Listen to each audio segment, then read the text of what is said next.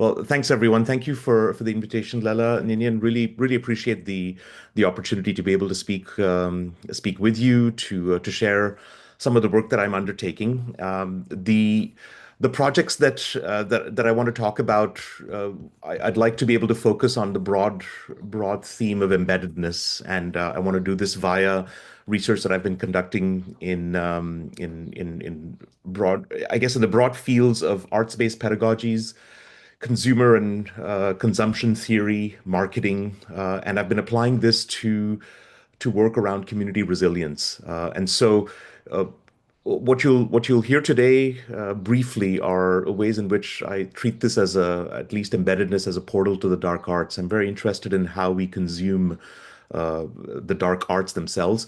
But being an educator, a former school teacher, and now coming back full circle after a career as a statistician and an art educator to be the dean of a faculty of education, I'm also interested in how we can disrupt some of the pedagogical practices that we engage in. And so some of my more recent theoretical work has been talking about discomfort as well as shame, and how do we not necessarily disengage from those themes necessarily in our pedagogical practices, but how can we leverage it?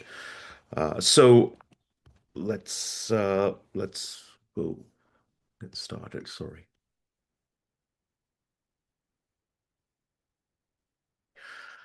So as was introduced, I'm at McGill University. I'm the dean of the faculty. The work that I've engaged in has been made possible through a number of funding agencies, and these include the universities that I've been employed by, both McGill and Concordia. I was at Concordia for 24 years before moving to McGill a couple of years ago. Have invested through various seed funding programs in my work and in my team's work. In 2012, I created, with the help of a grant from the federal government, the Social Media Education Everyday project. It was launched in 2014, and I retired it in 2024. So you'll see some pieces of that work. I've also created and founded four different art collectives: Landscape of Hate, Landscape of Hope, BANAL, and Halka, and those have been operating under a different banner. This is a symposium and concert series that I created also around 2012 called Grimposium. The majority of the funding there comes from the government of Canada, from the federal government of Canada, from the Fonds de Recherche du Québec. So that's our provincial granting agency. I've also been fortunate to have received funding from the Research Council of Norway to conduct some work around pedagogy in underground cultural scenes. So I've spent a lot of time in Norway looking at the Blekkmetal scene in Norway and how we can build pedagogical frames through some of the interactions that I've had with fans as well as with musicians there. My work focuses on a broad theme of social pedagogy. I don't necessarily take the approach that Paulo Freire and his colleagues have worked on. I don't necessarily identify with, nor do I subscribe to, an activist orientation when it comes to social forms of pedagogy.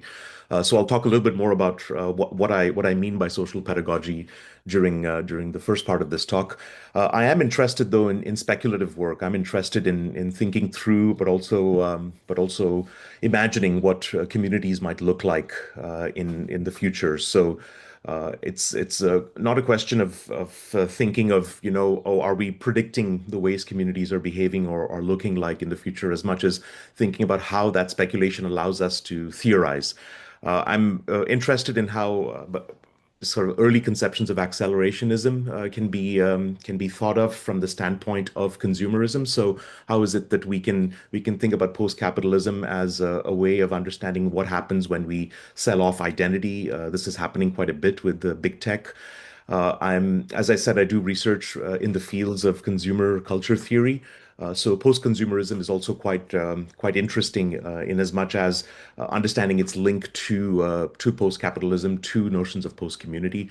And finally, being an educator, I'm also interested in developing thoughts about what curriculum can look like, what it might be, what might enable a better leveraging of discursive practices within, but also without classrooms. What I'm trying to do today is work through with you how I design para academic spaces for public learning. So I'll do this by talking about the theoretical basis for this work. I'm interested in a very careful way about the theoretical notion of the banal right now. I'm thinking of the banal as a method of attention. So how is it that we can harness some of the mundane the mundane aspects of our experiences, and how do we then build narratives of resilience around that banality?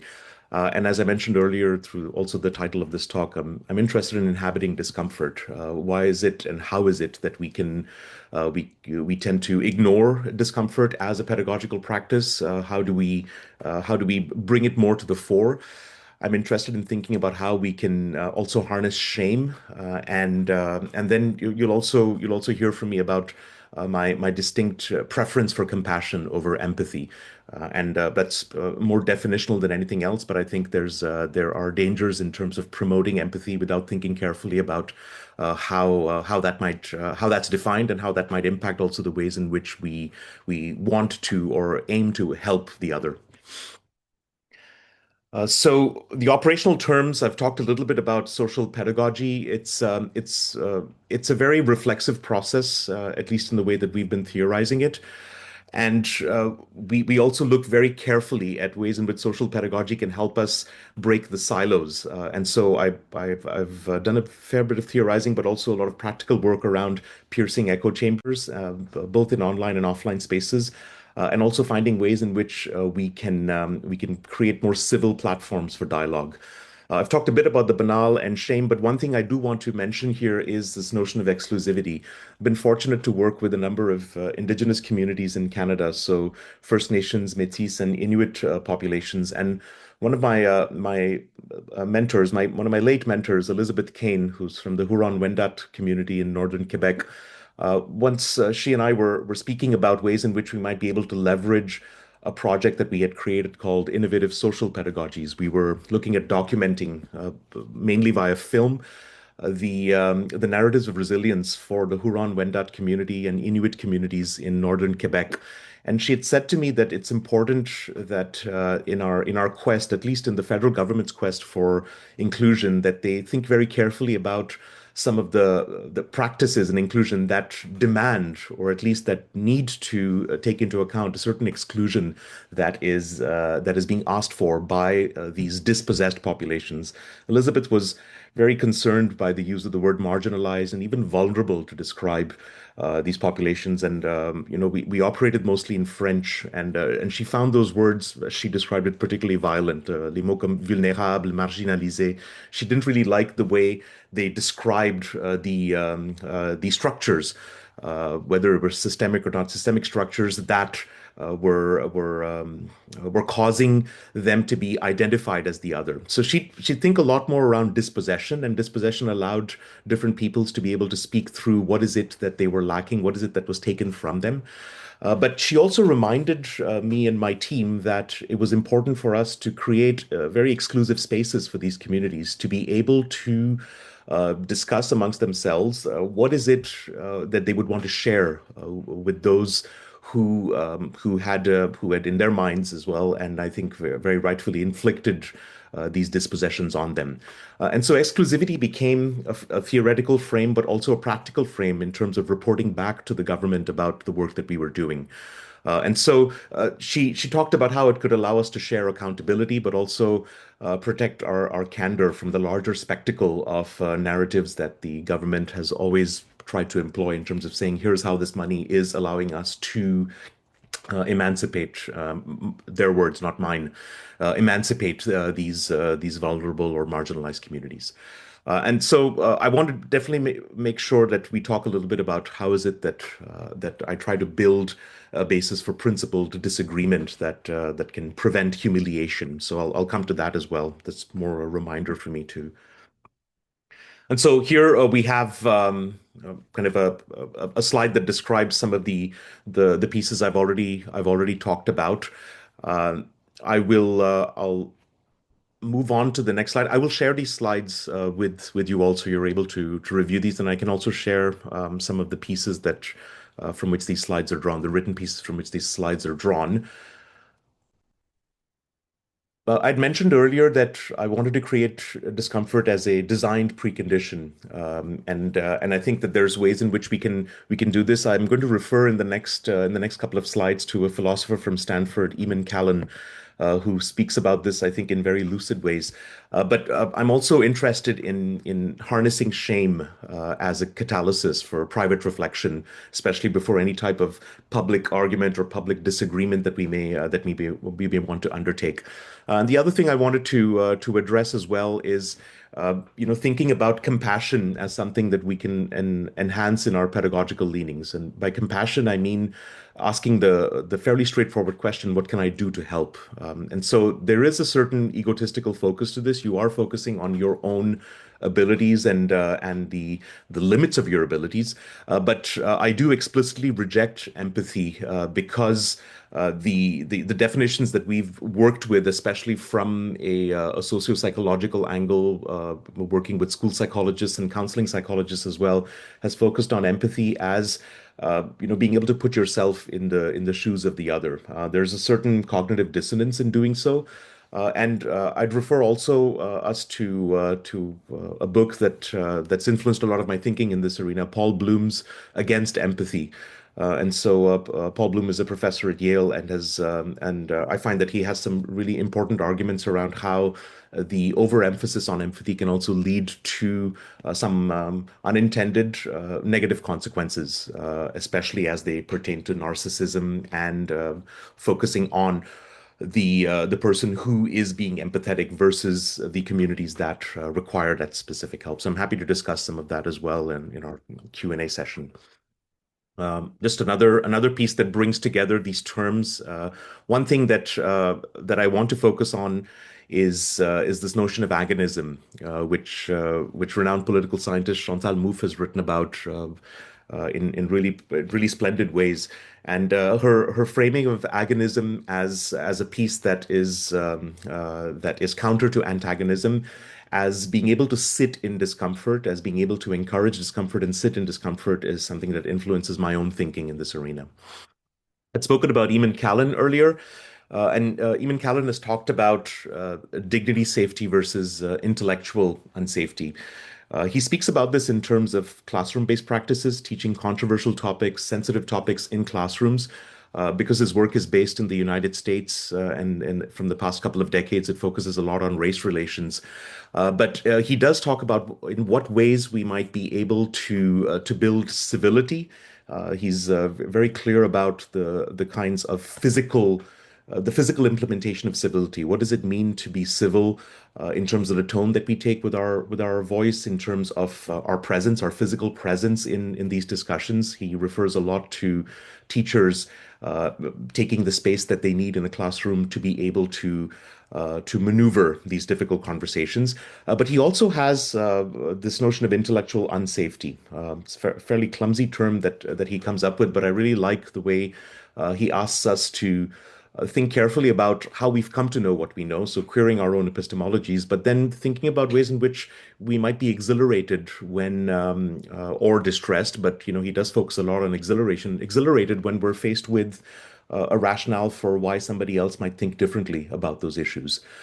So his notion of civility, when it's combined with candor and with a certain frankness, then it leads to what he calls interpretive charity. How can we ensure that when we're listening to a point of view that's different from our own, that we give as much width as possible to those arguments without demonizing and without caricaturizing the argument.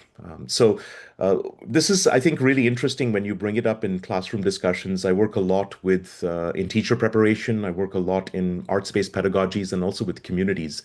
And the silos that exist, especially when they're drawn along identitarian and political lines, are difficult to break unless we start talking carefully about intellectual unsafety. But also, how do we move beyond the theory of it? How do we actually ensure that we can think through intellectual unsafety as civility plus candor, and then explore this interpretive charity mechanism? From here on, I'll show you some examples of the work that we've done. I'll move fairly quickly so that you can see the breadth of work. Really fortunate to have been involved in a number of projects and have led and co-led a number of these projects, which have been grounded mainly in arts-based pedagogies. One of the first pieces that I created as part of social media education every day were a series of documentaries with a neighborhood group called Solidarité Mercier Est, and they were interested in working with us in co-producing documentaries about the services that they offered to new immigrants in the east in Mercier Est, which is in the east of Montreal. And so what we did is we co-produced documentaries about school about kids who were at risk of dropping out from schools but were interested in urban culture and which described their realities as it related to profiling. We so that's in the middle frame, a clip of that documentary. On the right of the screen is a documentary about bullying in a neighborhood center which was reserved for the elderly. So how is it that some of these participants in daily activities in this neighborhood center that focused on elderly activities were countering bullying amongst the elderly folks? And then on the left we have a documentary we filmed with a childcare center which catered specifically to new immigrants. Part of the issues that they were facing were along religious lines, but also along linguistic lines. And so the idea here was to be able to create these documentaries as a showcase of the services that they offered, but also for a way to bring these communities together alongside public safety protocols, alongside public safety officials as well. And they took about 18 months for us to be able to film these documentaries, and then we were able to screen them at local theaters and have buy-in from the larger groups. But looking at something that's a bit larger in scale, we created an open online course back in 2018 called From Hate to Hope. To our knowledge, it was one of the only open online courses that was available at that time in three languages, in English, French, and Arabic. And this was based on a series of projects and documentaries that we had worked on in Lebanon. We were funded by the government of Canada to work in Lebanon to document how immigrants from Syria and from Palestine were facing problems in terms of integration in the Lebanese social and into the social ecosystem. So to do so, we worked with local partners. We worked with local NGOs, community centers, schools, social service and mental health providers to find ways in which we might be able to describe the complexity of the integration of these refugees. And we then created an open online course where we invited mental health and social service professionals through the network that I have with my UNESCO chair to be able to share their narratives of resilience. And so this has been fairly successful, but only because whenever we offer it, we seek to fund quite involved teaching assistantships where members of our team follow the conversations in a private forum about the reactions that people have to the documentaries and texts that we create, but also allow for a community of practice to be generated where ideas can be shared. One of the other pieces that emerged from this funding that we received from the federal government was how can we better understand pedagogical approaches to prevent extremism. So here you see three examples of three interviews that we had with former extremists: Mubin Sheikh, who's a former Islamist, Maxime Fisset, and Brad Galloway. All of them were incarcerated in the Canadian judicial system and have been working to reintegrate after having been released. And in all three cases, they were implicated both with the federal government, but also with Project Someone in terms of building pedagogical tools to work with people who were falling into the trap of extremism. And so these all of these videos and the documentaries are available through our Vimeo channel, which I'm happy to share after. The work I'm doing is not possible without the interdisciplinary collaborations that I've undertaken. So I just want to note here the group of people that have made this work possible. Jeff Potterson and Jason Wallin and I have been working largely in the consumer culture and philosophy of education field. Kader Banyak, Tija Thomas, and Jihan Rabah have been managing my projects at least until 2024. Owen and Jesse and I have creative projects that we've worked on together. So you'll hear a little bit about Landscape of Hate and Landscape of Hope, and those were created in collaboration with Owen mainly, and then with Jesse's involvement. Right now, my current artistic project, my art collective, is called BANAL, and Veronica, Annabelle, Jose, and Leah are my collaborators in the BANAL project. I do owe a big debt of gratitude to my colleagues David Waddington and Kevin McDonough, who were the ones who introduced me to the work of Eben Callan, but who've also encouraged me to think through how some of my work, which is broadly oriented in communities, can be brought back into classrooms. Kevin is presently a colleague of mine at McGill. David Waddington was at Concordia with me. Uh, so I will spend a little bit of time on how the work that I conducted within extreme metal scenes and understanding extreme metal scene politics influenced the work that I later implemented and leveraged in the field of terrorism and political violence. So one of the first pieces, or some of the first pieces that I was working on, was looking carefully at hate speech and the ways in which hate speech was being propagated within online communities. So this was in the mid 2000, early to mid 2010s, and the online fora were very different, qualitatively, but especially technologically as compared to what they are now.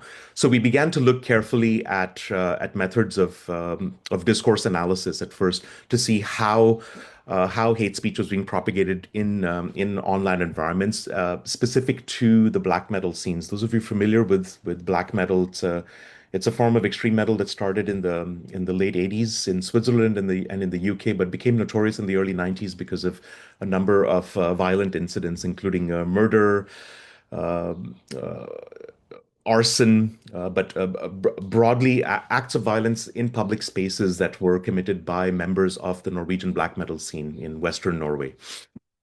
So this is another paper as well that built on some of those practices. Again, if anybody wants access to these papers, I'm happy to send across a Dropbox folder after as well to the organizers, which you can take a look at. And so here we developed a corpus-assisted critical discourse analysis method, which is why I've put this here. This particular method harnesses both qualitative and quantitative methodologies to allow us to look carefully at the ways in which different forms of speech might lead to different reactions amongst users in online spaces. The other thing that we worked on carefully was to distinguish between individual and community approaches to musicology. One of the long-standing theories in musicology has been the notion of collective consumption.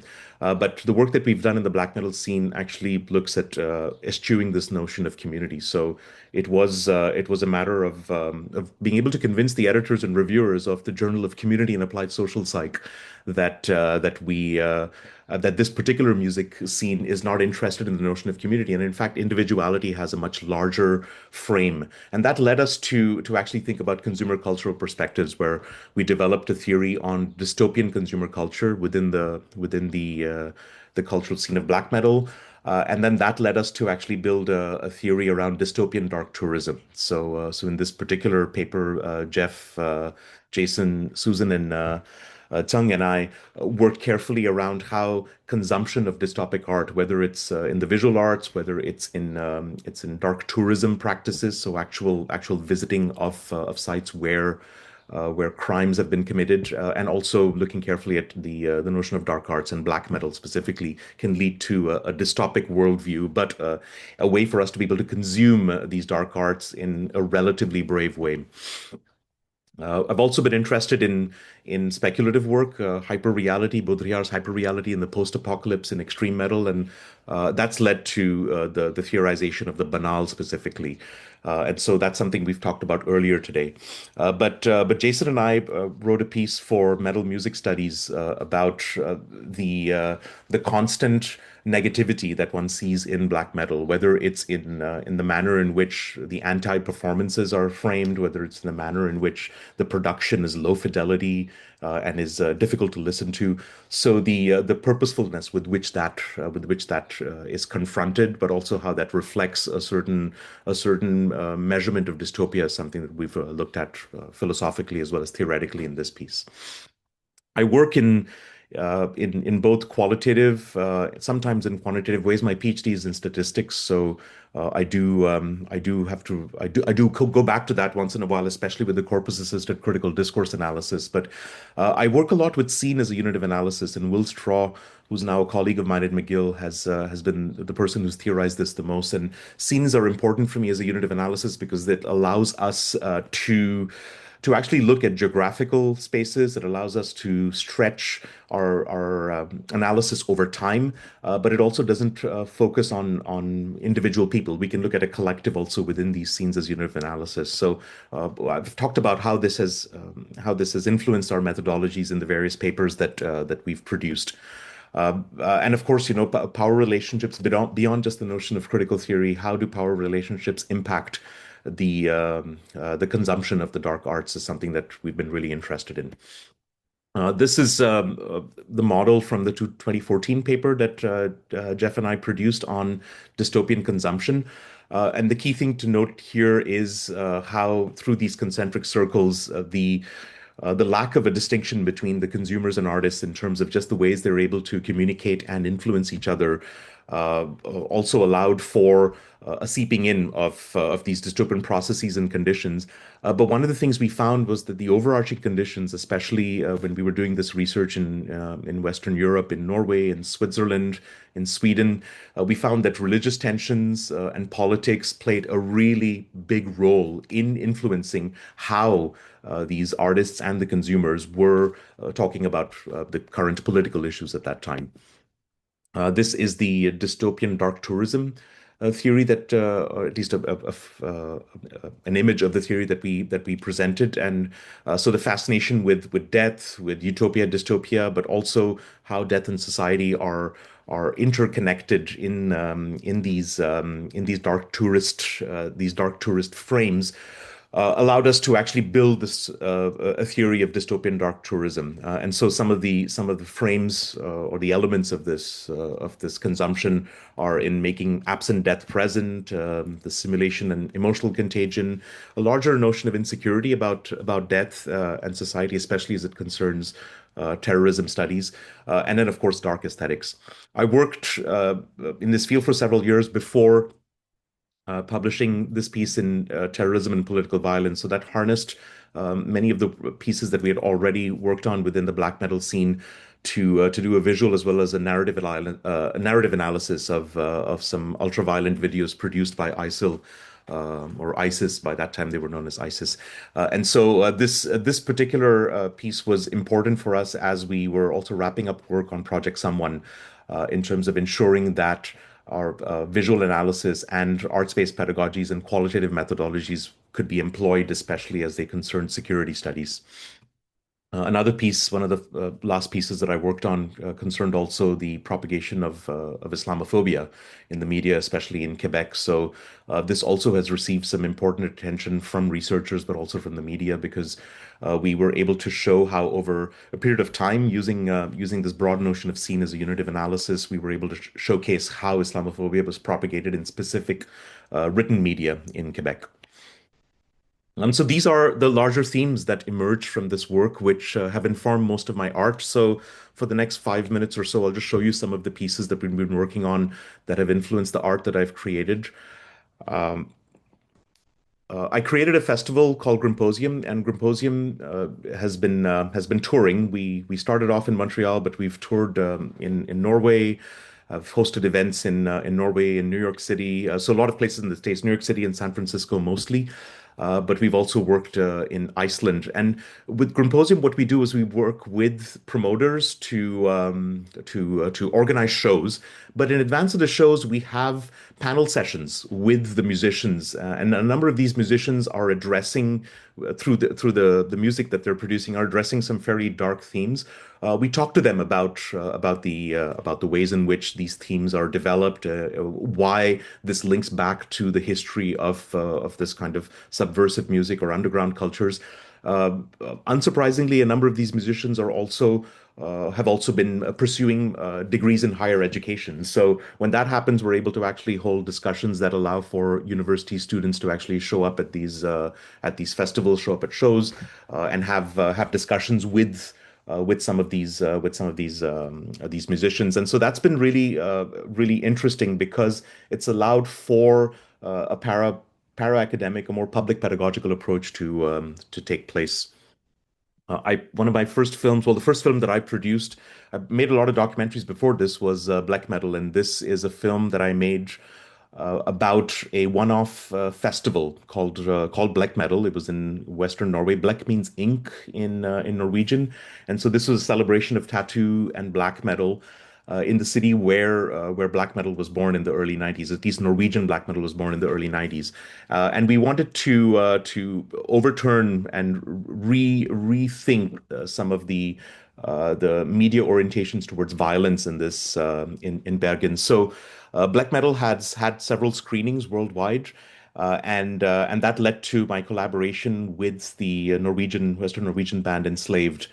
So I've developed and just finished producing their biographical documentary, which has been released in 2025. I've screened it in Sevilla, and we're going to be screening it shortly in Bergen with members of Enslaved and their families, so that we'll be able to celebrate the release of this film. And Enslaved has been a really close partner in my work on the UNESCO chair because they've undertaken some public pedagogical events to call out extremism and specifically neo-Nazi extremism. So a number of the fans of the black metal scene, Enslaved notwithstanding, have had ties with neo-Nazism, and so Enslaved have prior to their shows, we've been working with them on some panel discussions, and in these discussions, will before their shows, they'll talk about ways in which they can remain proud of their heritage, proud of their Nordic heritage, without necessarily falling into the trap of neo-Nazism. And it's very surprising to see as well how many people show up for this expecting to watch an enslaved show. We don't announce these panels in advance of the shows, and then when you have a half an hour to 45-minute discussion with the bands about these serious topics, you'll notice a fair bit of discomfort in the audience around their own take and what they might have been thinking about the orientations these bands have. I work also in a musical outfit with Ivar Bjonsson, who is the guitarist of Enslaved. So we have a musical outfit that we created called Halka, which I'll show a little bit later. One of the first projects that we worked on, and I know I have just about 5 minutes, 4 or 5 minutes. One of the first projects that we worked on, Owen Chapman and I created Landscape of Hate. And Landscape of Hate was designed as a way for us to be confrontational about hate speech that was being propagated in social media in the mid 2010s. So I began thinking about this in 2015 and 16, formed this in 2017, and played a number of shows in Canada. What you're seeing here are images of some music and sound that we collected in Bergen in advance of the Festspillene. Festspillene is the annual Bergen International Festival. Landscape of Hate was invited to open that festival, and we learned that it was the Queen of Norway, who's the president of the festival, who who had heard about our project and who wanted to see what we would be like. And I remember thinking very carefully, letting them know very carefully that we're very confrontational, that our shows can be quite shocking because we collect visual as well as audio extracts of hate speech that are propagated online, and we remix them into basically a 1 hour sound collage, which tends to become very noisy. And so we worked with teacher educators in Bergen in advance of our show, collected musical outputs from them, connected it to the Western Norwegian history, and then not only did we perform live at the festival, at the opening of the festival, but we also had a club date. And so this is what Landscape of Hate show normally looks like, where we have about 6 to 7 musicians on stage remixing materials live, but we also have three video artists who are also remixing materials live on stage. So a couple of screens normally, and so this was very well attended, but importantly, it also attracted the attention of policymakers. So we had policymakers approach us after in terms of how we might be able to leverage this work for development of arts-based initiatives in communities to describe narratives of resilience, and that basically gave rise to a project which was much better funded than Landscape of Hate. Admittedly, it's difficult to get money for a project called Landscape of Hate. This is our Bandcamp page, and you can check out the our original music that we've recorded. But it also gave rise to Landscape of Hope. So Landscape of Hope is a piece that was made in collaboration with community partners. And funded both by the government of Canada as well as the government of Quebec, where we first created a social media application called Plural. Plural does everything that social media does, except it doesn't allow you to like, comment, or share. So what we were asking our workshop participants, who are mainly youth and communities, to do was to think carefully about how they might want to project a specific narrative.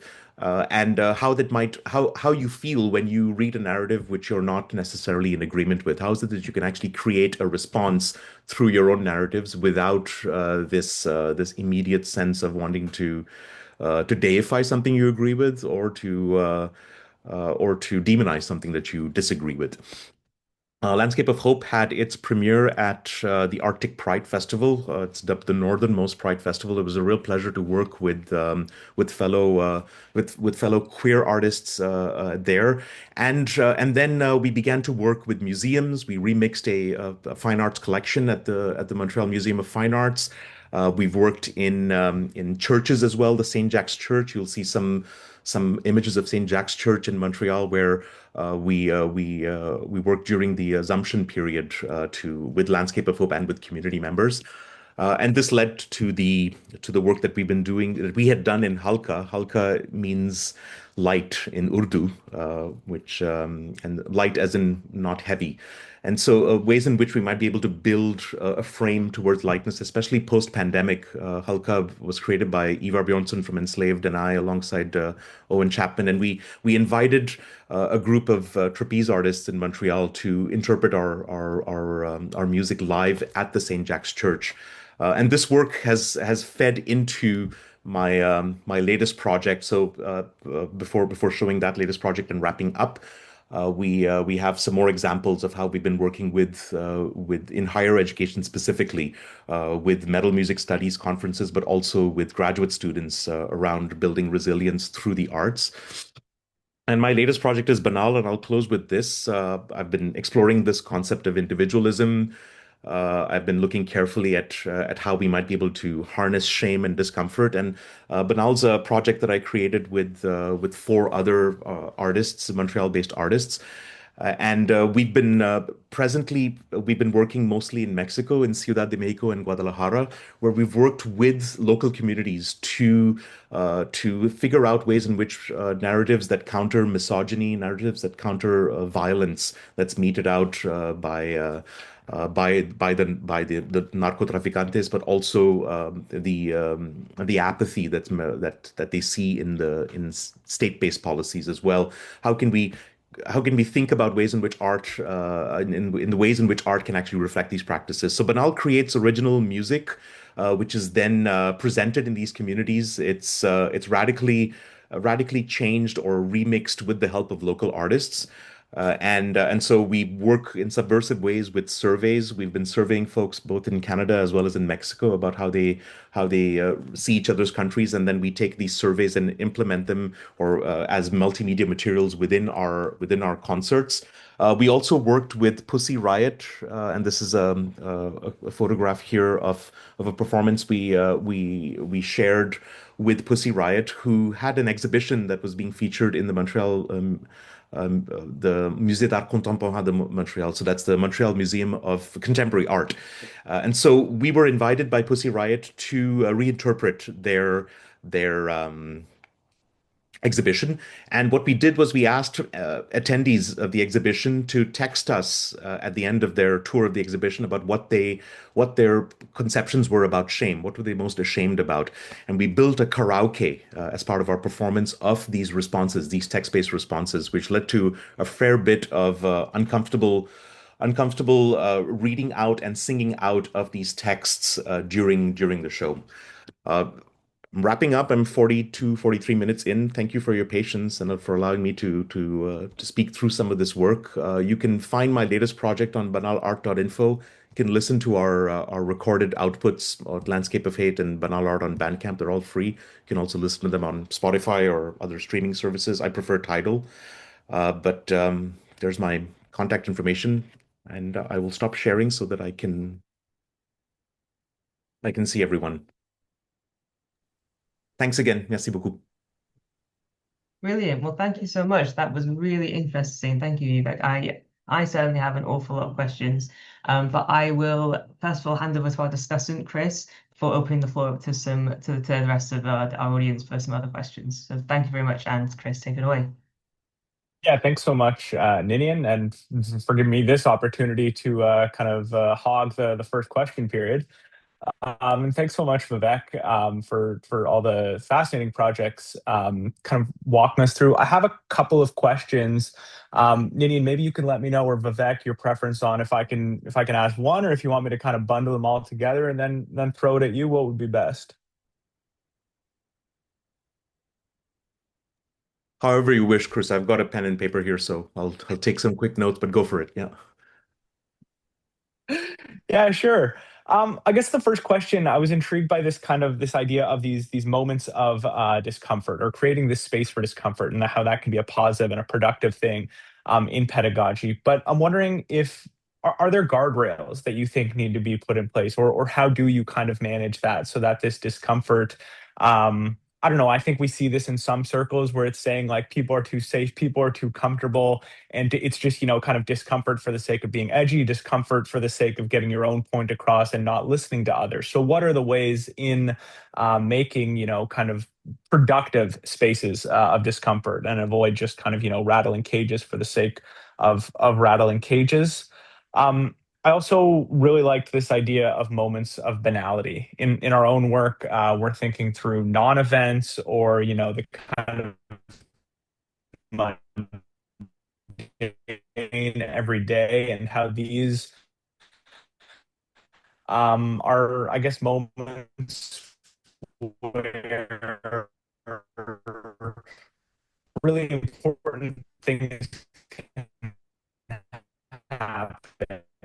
And it just kind of seems now, as you say. And so I guess I'm just wondering if you Sorry, Chris, you're breaking up. come up. I got the discomfort question, but the banality piece, I didn't really get I didn't get that. And Sorry. coming up on people are actually Is it just me? It's No, not it's just only me. I us, think, Vivek. Maybe, yeah, maybe you go ahead and answer the first part of the question, Yeah. and then I I can think speak you to the can. banality piece. I have a few things to hearing. talk about. Yeah, we're good, Chris. It's just that you're breaking up quite a bit. Yeah,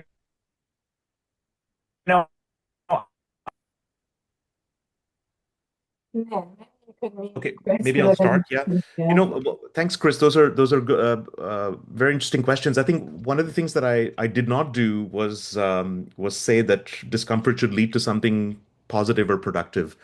I don't know that that's necessarily an outcome of the work that I'm trying to engage in, but I don't I think that discomfort needs to lead to some form of reflexivity.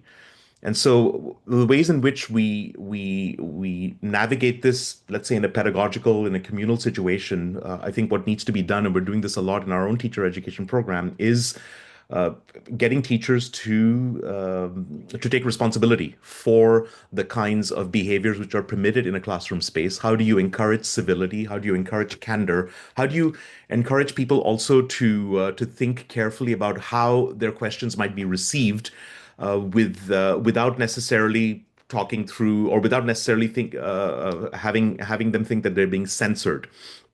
So one part of this that comes up quite often, and this is happening a lot in higher education as well, is thinking through notions of academic freedom.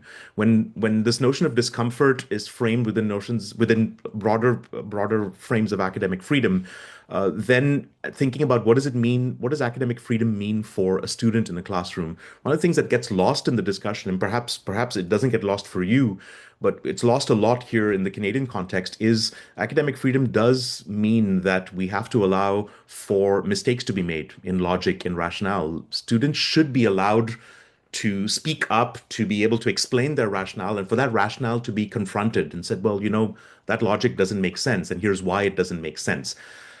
Too often, when a person makes a mistake in rationale or says something that does not necessarily add up, they're either shamed, they are either they're put into a situation where they're made to feel that this mistake is something that can't be forgiven.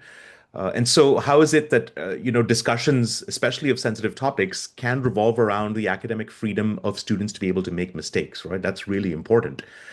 And so the other part also is in something I'm dealing with in my own role as an administrator is is a certain re-education of notions of academic freedom and therefore discomfort with faculty members, right? I have faculty members who will tell me, you can't tell me what I can and cannot say in a classroom. I have academic freedom.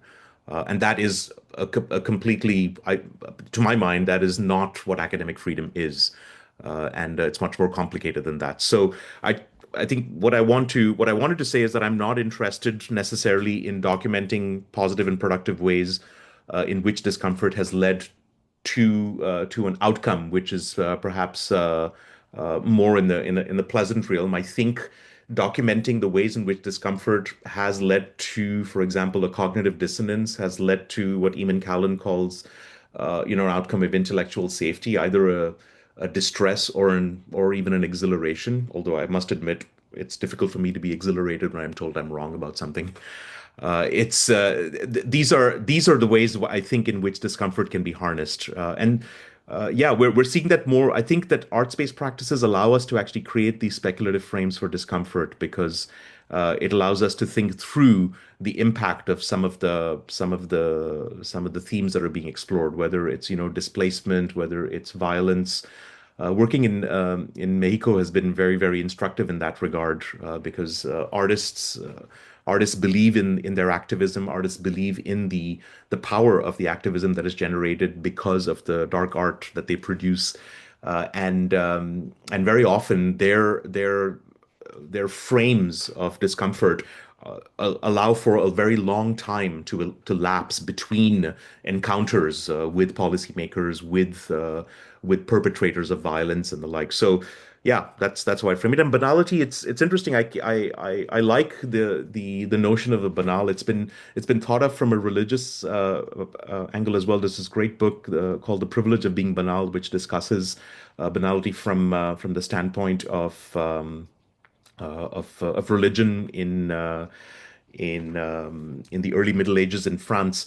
But my own work in the Banal is grounded in the arts, and I've done some analysis of Polish director Krzysztof Cieslowski and his work in the Decalogue. So the 10 TV movies he produced in the late 80s about post-communist Poland. To explore this notion of the banal, both through his vision in terms of how he developed those movies, but also the elapsing of time and also not wanting to resolve issues, right? He's the master of leaving issues unresolved. and allowing for a speculative frame to take over. What if, what has happened here, or what have I just seen, and what might precede this? So the unsaid and unspoken become very important in the banal for me. Thanks. Yeah, and sorry I missed a lot of the second part of your question, Chris. No, sorry about that, and apologies for the tech hiccups on my end. I'll just ask one more question if I can. Then I realize I've eaten up enough time already. The You spoke briefly about your work on kind of extremism and people who, I guess, I don't know the correct word, but kind of reformed extremism or have Formers, yeah, confronted their they're called past formers, yeah. formers. Can you talk about, it sounds like from that documentary that it was formers, kind of educating and maybe reaching out to other people who are still in these extremist movements. Can you talk about maybe moments of intervention, if that makes sense? I was struck that the three people in the documentary had sort of been incarcerated, and that seems Mhm. like a moment, I think almost like a kind of jolting someone awake or something to kind of shake you out of it. And I wonder about challenges or possibilities in reaching people that haven't had that moment of confrontation, so to speak, and if that changes the way in which you might educate, approach, have these kind of conversations. Yeah, great question, Chris. What you didn't see in my presentation is the breadth of expertise in the team, and I think that Leila and your teams at Swansea, I think they incorporate that as well. We have a number of mental health and social service professionals. We have criminologists with whom we work, obviously education specialists and artists, communication and media specialists, political scientists. They're part of the larger teams, and these aren't just teams that are academic in orientation. When we've worked with the former extremists, it's been mainly through conversations that have been undertaken or helmed by social service and mental health professionals who allow us to meet with their clients. So we meet with clients who have been referred to them through the public safety system sometimes, and also through the medical system sometimes, who are falling into the trap of extremism. These mental health and social service professionals then work with these former extremists who are being employed, who are working as consultants within their systems, to speak with their clients. In some instances, for example, I've worked with some of these clients on some of my projects. I've had them intern for some Landscape of Hate and Landscape of Hope residencies. And so in those cases, because we're working on topics that are linked to extremism, we do a couple of things. One is, if they're comfortable enough talking about why they're interning with us, they speak about, and they're always accompanied by their mental health professional. They speak about, what is it that's driving them into the extremist movements, how they're trying to work to get out of it, but also what are some of the challenges in doing so, and what are the challenges of being accepted within these communities. And on the other hand, a lot of them are also looking for ways in which they might be able to work with the arts to describe some of these very, very strong feelings. So yeah, their movie outputs are really interesting. We All the outputs that we produce, all the documentaries, are produced in collaboration with local artists. Some of these artists are referred to us by our team of mental health social service professionals. Some of them come through the network in the communities themselves. But the former extremists themselves, one of the things that we had to contend with also is the distrust that the general public had with them. So the question would be raised: Are you disengaged? Are you de-radicalized? Is there a difference between the two? Or can you truly be de-radicalized? I don't have the expertise for this. I've worked with criminologists in this regard, and they'd be able to better answer those questions. But yeah, that's where I can probably leave that. It is very brave of those three of them to do so. I think, to be in the, to they speak for themselves. They are key, I find, in helping us build pedagogical strategies which focus on discomfort and shame. And Yeah, it is very brave of them to do so, I find. Definitely. Well, thank you very much for that one. I'll open the floor up to the audience if there's any quick questions about the end. Maybe got time for two more. And if not, I will jump in. Oh, I had a question, if that's okay. Oh, actually, Patience got a hand up. Yeah, Patience, go for it. Thank you. I really enjoyed your presentation, even though I came in late. I'm sorry. I wanted to ask how I guess you balance the idea of discomfort with I know you said you don't have you don't examine the idea of discomfort with any I guess with anything in mind or with any results in mind, but how do you balance the idea of discomfort with like the idea of civility or incivility, I guess. So I'm talking about the idea that civility in itself can be like this, well, from my experience, not necessarily in school. Well, I'm in school, but civility in itself can be this frame to suppress discomfort or suppress discomfort and highlight shame. And incivility, you would think would do the incivility is usually the extreme end. I don't have this question phrased really well, but I think when you were answering one of the questions that Chris asked, you were talking about how we're talking about discomfort and how that can be paired with civility. So how do you pair that well, knowing that civility can be used to suppress discomfort and heighten shame? I don't know if my question comes across well. It does, yeah. Thank you, Patience. It's a great question, and I recognize that it's a difficult question to pose as well. You know, I can see this from two perspectives. I'll just preface my answer by saying that when you get a difficult question like this, I remember being trained by the media at my prior institution, Concordia the media group at Concordia University, because I'd given an interview to national radio, and there were a lot of misquotes from it, and had a horrible morning after, kind of thinking, shit, I need to call the funding agencies and tell them that this is not what I said. And I remember them telling me, Vivek, you should answer the question you want to answer when you get a difficult question. Don't answer the question that's posed. So I always come back to that when I'm faced with, you know, a tough question. And Patience, not that your question is tough, but I'm trying to think about how to frame this notion of discomfort, civility. Let's put it this way. If it's practical, one of the things that we when I work with teachers and teacher educators, but also in community settings, one of the things that teachers need to take responsibility for, a community leader or a knowledge mobilizer, a facilitator needs to take responsibility for, is ensuring that the dignity of the people in the room is protected. And only you know when that dignity is being challenged, right?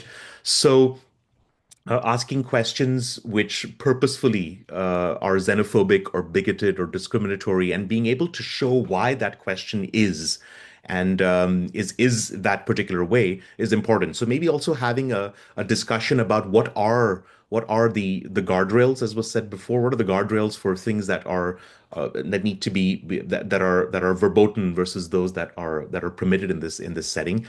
And the other is modeling it, right? As a teacher, modeling the fact that, you know, if when you're uncomfortable or if you don't know the answer, you can actually stop the conversation and say, we'll get back to this at another time.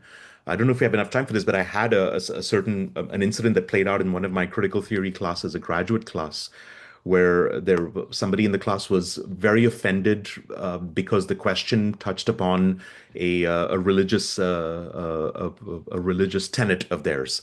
And so first off, I was thinking very carefully and very quickly on my feet. Let's think through this. Is this question relevant? This question was being posed by a student. Is it relevant to this class, right? I was talking about censorship in art, and the question was specifically about the censorship of Islamic art. And so there was a lot of tension in the classroom. So my first thing was, okay, should this be permitted here or not? And immediately I came to the answer, yes, it needs to be, because we're discussing it. It's not part of the readings. It wasn't part of what we're going to discuss, but it is linked to what we're discussing today. So somebody's bringing this up in class. The student was just refused to budge and said, we cannot discuss this here anymore. And then I started thinking through, okay, what are my responsibilities here? My responsibilities are to teach to the syllabus on the one hand, to ensure the dignity of the people in the classroom. On the other hand, I'm not being given any leeway here. And so do I ask the person, you know, if they want to leave because they are offended by the discussion? Is that an option to consider? I didn't want to go down that route. On the other hand, I was thinking we do have a collective responsibility here. The question in and of itself is not offensive the way it was framed. It was framed without any individual or personal stake. It was said, here's a phenomenon, here is something happened. I'd like to discuss it. And so I allowed the questioning to be pursued, in fact, the rest of the class saved me there because they started bringing up cognate questions around censorship as it pertained to misogyny, violence against women. The frame of discussion shifted in a certain extent. I spoke to the student after and said to them, I don't have right now. I don't have any way of reassuring you that that this was not meant to create the kind of sentiment that you felt. But I'm not going to deny that you feel the way you feel. If you want to speak with me outside of the class, we can do so. She didn't want to. I contacted her 48 hours after and said, if you want to speak, we can do so. She didn't want to. She came into the next class and said that she felt that it was resolved the way it should have been resolved and continued in the class. So I don't think there was a resolution to it at all. But that notion of discomfort as it applies to what Chantal Mouffe calls agonism, I think is really important because Chantal Mouffe doesn't ask for the change to exist, right? For the change to exist, for it to be positive, for it to necessarily lead to an output that we can say, here's a policy based on this this act of discomfort that or this event of discomfort that we experienced. So that's my way of not answering your question, Patience. Well trained. Well, thank you, Vivek. I thought that was a really good answer, and it is a good way to leave it. I'm sorry, Guillermo, we don't have time for your question because I should let everyone get back to their days at our hour mark. But thank you so much again for talking to us. It has been really interesting. I've definitely enjoyed it. If anyone who attended wants the slides or any further information or some references, I'm sure I can contact Vivek to ask for some. Please do. Yeah. Thank you all. I'm so grateful for this opportunity, Leila and Ninian, all of you. So grateful for having been given this opportunity to speak with you all, and I hope we can continue collaborations someday. And I hope to someday see you, whether at your university or if you folks come to Montreal, don't hesitate to look me up.